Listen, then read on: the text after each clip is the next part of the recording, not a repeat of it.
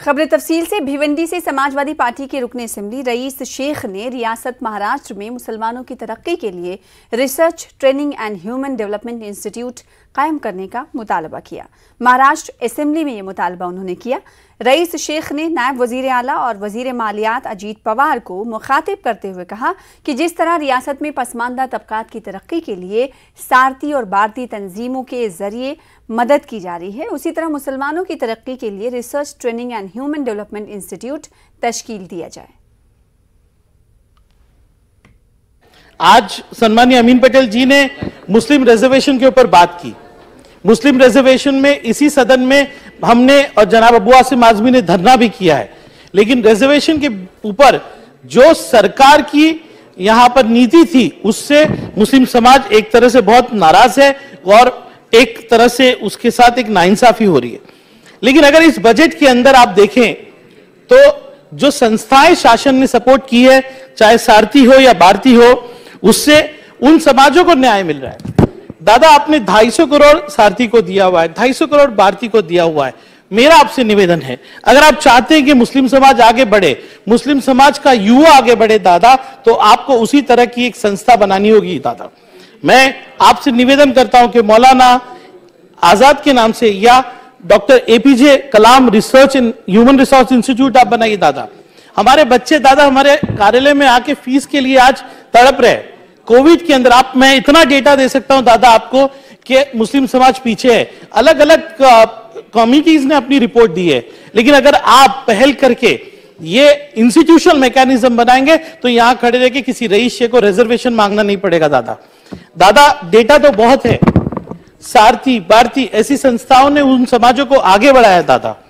मैं आपसे निवेदन करता हूं कि वहीं मालेगांव शहर में कोरोना के वैक्सीनेशन का फीसद शुरुआती दिनों से बहुत कम है। महाराष्ट्र के तकरीबन सभी अजला में ये फीसदी 80% से ज्यादा यानी 80% से ज्यादा वैक्सीनेशन होने की वजह से पाबंदी खत्म कर दी गई, मगर नासिक जिले में ये पाबंदियां अभी भी जारी उसारी हैं।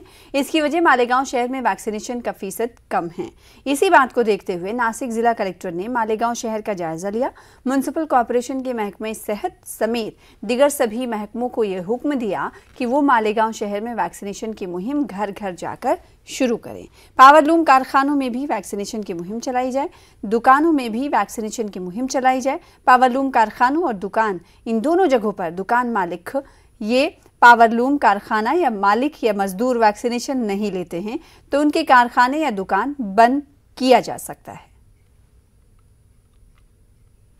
का जो वैक्सीनेशन का परसेंटेज है वो 61% है, अबाव 15 का। और उसके लिए माननीय जिलाधिकारी साहब यहाँ मालेगांव, सुबह हम लोगों की मीटिंग नासिक में हुई, उसके बाद वो मालेगांव में आए और फिर उन्होंने मालेगांव के सारे लेवल की मीटिंग ली, जैसे कि लूम ओनर एसोसिएशन है, स्कूल के प्रिंसिपल्स है, उसके बाद हमारे HODs और मेडिकल ऑफिसर और प्रशासन, ऐसे सारे लोगों की मीटिंग ली। और उसमें उन्होंने कुछ निर्बंध लाने की अमल बजावनी, कल से अमल बजावनी करने का बोले हैं। जैसे कि लूम में लूम ओनर है तो उनके यहाँ पे जितने भी वर्कर्स काम कर रहे हैं उनका वैक्सीनेशन नहीं हुआ है तो वो लूम बंद करेंगे, उसके बाद उनका वैक्सीनेशन करेंगे और उसके बाद वो लूम को परमिशन देंगे। वैसे ही स्कूल और कॉलेजेस को भी उन्होंने बोला कि अगर वैक्सीनेशन नहीं हुआ है तो ऑन स्पॉट उनको वैक्सीन करना है। उसके बाद अगर फिर भी नहीं हो रहा है तो ऑनलाइन स्कूल चलानी है, ये स्कूल के प्रिंसिपल लोगों को बोला। शब बारात के पेश नज़र मुंबई में कब्रिस्तान में ज़ायरीन के लिए खुसूसी इंतजाम किए जा रहे हैं। साफ सफाई और इजाफी लाइटिंग, पार्किंग अलावा ज़ायरीन को सहूलत पहुंचाने के लिए इंतजाम किए जा रहे हैं। वाज़ेह है कि शब बारात के मौके पर बड़ी तादाद में मुसलमान कब्रिस्तान का रुख करते हैं और अपने मरहुमीन के लिए दुआएं करते हैं और इबादत करते हैं। कोरोना वबा के सबब 2 साल के अरसे के बाद ये पहला मौका होगा जब मुसलमान कब्रिस्तान जाकर अपने मरहुमीन के लिए दुआ करेंगे। जामा मस्जिद बम्बई ट्रस्ट जो है, शब बारात के ताल्लुक़ से ये इस्लामिक त्यौहार है और इसकी एक बहुत बड़ी अहमियत और फजीलत है इस्लाम के अंदर। जामा मस्जिद बम्बई ट्रस्ट के ज़ेर एहतमाम जो है वो बड़ा कब्रिस्तान आता है, तकरीबन मरीन लाइन पे 7.5 एकड़ में ये फैला हुआ है। मुंबई और मुंबई के अतराफ़ के और दूर दराज के ज़ाराइन बड़े कब्रिस्तान में आते हैं अपने मरहुमीन के लिए मग़फ़िरत की दुआ करने, इबादत करने और यकसुई के साथ इबादत करने के लिए। जामा मस्जिद बम्बई ट्रस्ट जो है बरसों से साल से जो है वो ये चीज़ को अपने ज़ेर इंतज़ाम बेहतरीन तरीके से कर रहा था। अल्हम्दुलिल्लाह 2 साल के बाद कोविड की वजह से 2 साल तक के ये मामलात हुए नहीं, लेकिन अल्हम्दुलिल्लाह इस साल जो है हुकूमत की तरफ से अब तक कोई गाइडलाइन नहीं आई है। इसके लिए जामा मस्जिद मुंबई ट्रस्ट ने जिस तरीके से हर साल इंतज़ाम करती है उससे बेहतर तरीके से करने की कोशिश की है और अल्लाह आफियत के साथ में ये मामला तय करे। मालेगांव शहर का 200 साल पुराना बड़ा कब्रिस्तान जो 50 एकड़ अराजी पर मुश्तमिल है और कहा जाता है कि ये एशिया का सबसे बड़ा कब्रिस्तान है। सन 2006 में दहशतगर्दों ने इस कब्रिस्तान को शब बारात के दिन निशाना बनाया था। कई लोग शहीद और ज़ख्मी हुए थे। इसके बाद से यहाँ पर शब बारात और दीगर दिनों में सख्त हिफाजती इंतजाम किए जाते हैं। लोगों से कब्रिस्तान के अंदर हमीदिया मस्जिद के करीब मोटरसाइकिल और साइकिल लगाने के लिए मना किया जाता है। सख्त हिदायत के बोर्ड्स उर्दू में लगाए गए हैं। इसके बावजूद लोग हठधर्मी करते हैं। जिन जगहों पर धमाके हुए थे उसी जगह पर मोटरसाइकिल और साइकिल खड़ी कर देते हैं, जिसकी वजह से कब्रिस्तान और मस्जिद का अहाता फिर एक बार खतरे में नजर आ रहा है। मालेगांव का कब्रिस्तान अल्हम्दुलिल्लाह ये 40 से 50 एकड़ के उस पर फैला हुआ है। एशिया का ये सबसे बड़ा कब्रिस्तान है और शब बारात के दिन रात में इसीलिए 2.5 से 3 लाख लोग अपने ज़ायरीन यहाँ पे आते हैं। ये कब्रिस्तान जो है तकरीबन 200 साल पुराना कब्रिस्तान है। हम आवाम से गुजारिश करेंगे कि हमको पुरअमन रहना है, अमन को कायम रखना है और हमारे शहर की, हमारे मुल्क की तरक्की में भी दुआ करें। शब बारात के चलते कब्रिस्तान के ट्रस्टी, मनपा प्रशासन, पुलिस प्रशासन, आरोग्य विभाग सब ने कब्रिस्तान को विजिट दे के क्या क्या एहतियात बरतनी है वो सब इंस्ट्रक्शन हमने यहाँ पर ली है, सभी प्रशासन को दी गई है। शब बारात के पहले अभी आज ही से पूरा एरिया चेकिंग फ्रिस्किंग बिल्डर्स से चेकिंग होगा और गार्ड रखे जाएंगे। यहाँ पर कल से कोई भी व्हीकल कब्रिस्तान तक अलाउड नहीं किए जाएंगे। मदरसों से फारिगीन के ताल्लुक से उमूमन ये समझा जाता है कि ये लोग मदारिस और मसाजिद के होके रह जाते हैं, लेकिन औरंगाबाद के तारीखी व दीनी दरसगाह जामिया काशिफुल उलूम के फारिगीन ने इसको गलत साबित किया है। जामिया से फारिग होने वाले 54 उलमा जिंदगी की दौड़ में किसी से पीछे नहीं हैं।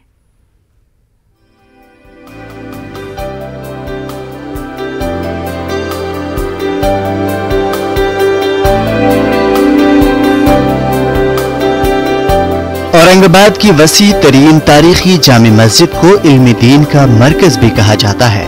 इसी जामे मस्जिद में पिछली 7 दहाइयों से जामिया काशिफुल उलूम इल्म की रोशनी फैलाने में मसरूफ है। जामिया काशिफुल उलूम को यह एजाज़ हासिल है कि इस जामिया के फारिगीन पूरी दुनिया में खिदमत अंजाम दे रहे हैं।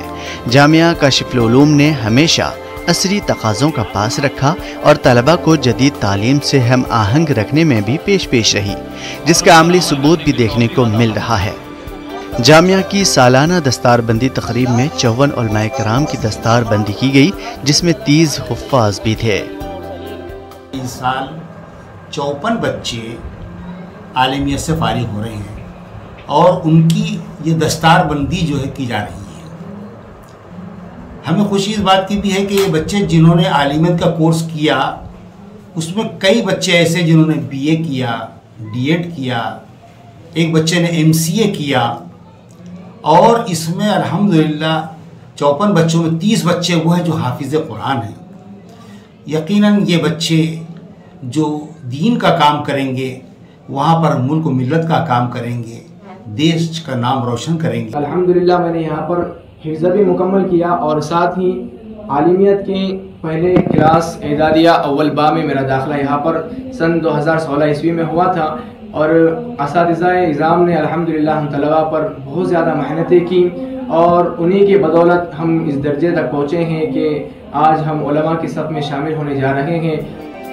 जामिया काशिफुल उलूम का शुमार मुल्क की नामवर जामियात में होता है। मराठवाड़ा रीजन और मुल्क के मुख्तलिफ शहरों से तहसील इल्म के लिए तलबा जामिया काशिफुल उलूम का रुख करते हैं। जामिया के तलबा को उलूम दीनिया के अलावा असरी उलूम की भी तरगीब दी जाती है। फारिगीन में शामिल मोहम्मद अम्मार का ताल्लुक अहमदनगर से है। अम्मार ने हिफ्ज़ और आलमियत की सनद हासिल की है। अपने साथियों के ताल्लुक से अम्मार ने कुछ यूँ रोशनी डाली।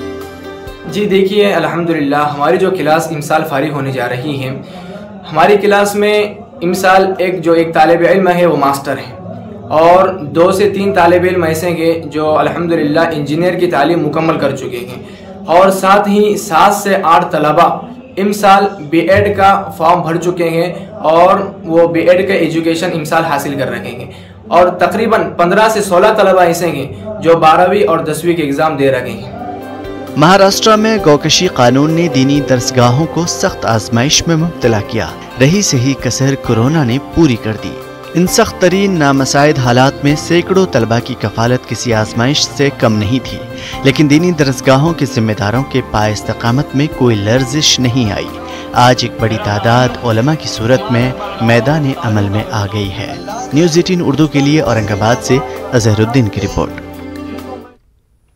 भिवंडी पावरलूम सब्सिडी खत्म होने से एक तरफ जहां ये सनत तबाही के दहाने पर पहुंच गई है, वहीं दूसरी जानिब इसे लेकर महाराष्ट्र में सियासत भी गरमा रही है। भिवंडी से बीजेपी एमएलए महेश चोगले ने महाराष्ट्र की महाविकास अघाड़ी सरकार पर इल्जाम आयद किया है कि वो जानबूझकर सब्सिडी खत्म कर रही है, इसे फौरी तौर पर बहाल किया जाए। आज के ये जो भिवंडी में माहौल है वो माहौल ये सरकार कर रही है, क्योंकि इससे पहले सब्सिडी थी 2014 में, तो सब्सिडी थी 2014 में 4.25 रुपए थी। जैसे ही भारतीय जनता पार्टी की सरकार आए तो 3.25 रुपए सब्सिडी हो गई, और वो सब्सिडी 2023 तक थी। तो लेकिन ये सरकार क्या कर रही है, लोगों को परेशान करने के लिए सिर्फ हम सरकारी सब्सिडी कैंसिल कर रहे हैं, हम ये कर रहे हैं, और फिर कैंसिल करके फिर उसको ला रही है। तो ये सरकार लोगों को एक गुमराह भी कर रही है। क्या हमने तो दूसरा नया काम तो कुछ कर नहीं रही, जो हम डराती भी है फिर हम तुमको सवर लिया ऐसी बोलते। तो ये सरकार का जो धोरण बोलते हैं वो। अमरावती बल्दिया उज़्मा की तमाम अराकीन की मुद्दत 8 मार्च को ख़त्म हो गई और बल्दिया पर कमिश्नर राज नाफिज कर दिया गया। ताहम कमिश्नर राज में अक़लियती इलाकों के लोगों को बुनियादी सहूलियात फराहम की जाए, इस मांग को लेकर आज राजवीर संगठन की जानिब से कमिश्नर को एक मेमोरेंडम पेश किया गया, जिसमें राजवीर संगठन ने मांग की कि शहर के मुस्लिम अक्सरती इलाकों में पानी की निकासी का नज़्म ना होने की वजह से मकामी लोगों को आमदोरफ्त में काफ़ी दिक्कतों का सामना करना पड़ रहा है। वहीं जगह जगह गंदगी के अंबार से शहरियान मुख्तलिफ अमराज में मुब्तला हो रहे हैं। के अंदर में मुस्लिम बहुल पश्चिम परिसर के जितने भी प्रभाग है, जैसा हैदरपुरा, अकबर नगर, रोशन नगर, रहमत नगर, पाटीपुरा, कमेला ग्राउंड, यास्मीन नगर, गुलिस्ता नगर, इसी के अलावा लालखड़ी परिसर, बिस्मिल्ला नगर, अलीम नगर, ताज नगर, ऐसे अनेक परिसर है जहाँ पर वर्तमान नगर सेवक जो थे इससे पहले, उन लोगों के शासनकाल में तो साफ़ सफाई और धीमी गति से थी, परंतु आज प्रशासक राज आने के कारण हमको ये उम्मीद थी कि साफ़ सफाई और सार्वजनिक मैदानों का, क्रीड़ा मैदानों का, शौचालयों का साफ़ सफाई सौंदर्यकरण होगा, परंतु उस तेज़ गति से सौंदर्यकरण नहीं हो रहा, साफ़ सफाई नहीं हो रही। इसी बात को मद्देनजर रखते हुए संबंधित ठेकेदारों पर कार्रवाई और सफाई कर्मचारियों पर कार्रवाई हो, इस आशय का निवेदन हमने महानगर पालिका प्रशासक आयुक्त को अभी सौंपा है और उनसे हमें आश्वासन मिला है कि इस पर ताबड़तोड़ और शीघ्र कार्रवाई होंगी और योग्य कार्रवाई होंगी, और आपके निवेदन पे तुरंत ही एक्शन लेकर के कार्रवाई की जाएंगी और संबंधित लेट लतीफ़ी करने वाले कर्मचारियों पे भी कार्रवाई होंगी। इस आशय। उधर नांदेड़ शहर के मुस्लिम बस्तियों में ट्रैफिक के मसाइल संगीन होते जा रहे हैं। ट्रैफिक पुलिस इस मामले में कोई कार्रवाई नहीं कर रही है, जिसकी वजह से मुस्लिम कॉरपोरेटर्स ने इस मामले में एक वफ्द की शक्ल में जिला एसपी से नुमाइंदगी की। मुस्लिम आबादी वाले इलाके देगलुर नाका में ट्रैफिक निज़ाम को दुरुस्त करने के लिए फौरी कार्रवाई करने का मुतालबा किया। देगलुर नाका इलाके की पहचान पार्किंग जोन के तौर पर होने लगी है। यहाँ सड़क के किनारे गाड़ियों की लंबी लंबी कतारें पार्किंग में खड़ी की जाती हैं। इन गाड़ियों की पार्किंग की वजह से यहाँ की सड़क राहगीरों के लिए तंग हो गई है और पिछले कई महीनों से यहाँ से गुजरने में लोगों को शदीद मुश्किलात पेश आ रही हैं। गैर कानूनी पार्किंग का ये मसला संगीन होता जा रहा है और अब इसके खिलाफ अवामी नुमाइंदों की जानिब से भी आवाज़ें उठने लगी हैं। म्युनिसिपल कॉरपोरेशन के डिप्टी मेयर अब्दुल गफ्फार, साबिक मेयर अब्दुल सत्तार, साबिक deputy mayor Masood Ahmed Khan, corporator Shamim Abdullah, Syed Sher Ali, Abdul Rashid के अलावा कॉरपोरेटर डॉक्टर अर्शिया कौसर, हबीब मौलाना ने ज़िला एसपी के नाम एक ख़त लिखकर गैर कानूनी पार्किंग करने वाले अफराद के खिलाफ कार्रवाई करने और इस सड़क को पार्किंग से आज़ाद करवाने का मुतालबा किया है। देगलुर नाका की ये मेन सड़क यहाँ से ही पूरे इलाके की बस्तियों में लोगों का आना जाना होता है या लोग आना जाना करते हैं। इस इलाके में ना सिर्फ गैर कानूनी पार्किंग की वजह से मसाइल पैदा हो रहे हैं, बल्कि इस रोड पर हैवी गाड़ियां भी चल रही हैं, जिसके साथ लोगों को परेशानियां ज़्यादा बढ़ रही हैं, जबकि इन हैवी गाड़ियों को गुंजान बस्ती के इलाके में गुजरने से मना किया गया है। कि देगलू नाका एक मुस्लिम पॉपुलेशन का बड़ा एरिया है और वहाँ पर आए दिन कुछ ना कुछ एक्सीडेंट होते जाते हैं। तो हमने एसपी साहब से एक डिमांड करे कि भाई जड़ वाहन जो बहुत सारे दिन भर कंटिन्यू देगलू नाका भाग से वाजेगो होते हुए जाते हैं, जिसकी वजह से इतनी तकलीफ़ होती है ट्रैफिक के लिए।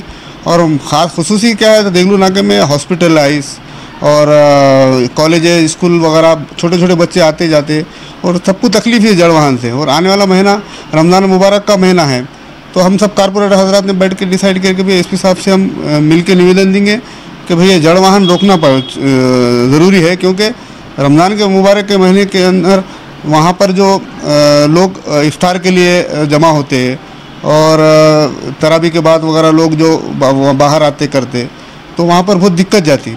इसलिए सबकी डिमांड थी कि भाई जड़ वाहन के लिए खुसूसी वहाँ पर रोकथाम करें, क्योंकि हमेशा से हम निवेदन देते आते, कुछ दिनों के लिए बंद होता, वापस वैसी हरकत हो जाती। मगर हम इस बार बिल्कुल हम एसपी साहब से निवेदन किया और उनको बोले कि भाई बिल्कुल जड़ वाहन आप उनके ऊपर कार्रवाई करो।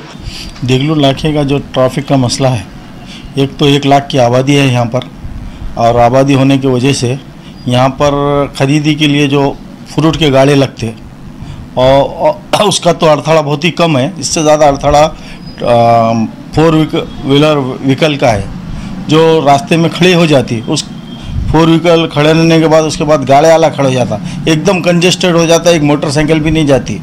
मैं तो नगर पालिका और पुलिस प्रशासन से गुजारिश करता हूँ, जैसे कि ट्रैफिक का पीए और डीएमसी ये लोग मिलकर एक कमेटी गठन करना और इसका मसला हल करना, और गाड़ियों जो खड़े रह रहे इलीगल उनके ऊपर नियम प्रमाणे जो फाइन है वो लागू करना, और एक दिन का नहीं हमेशा के लिए ये लागू करना चाहिए, क्योंकि 4 व्हीलर कभी खड़े नहीं रहेंगे अगर पुलिस प्रशासन इसको फाइन।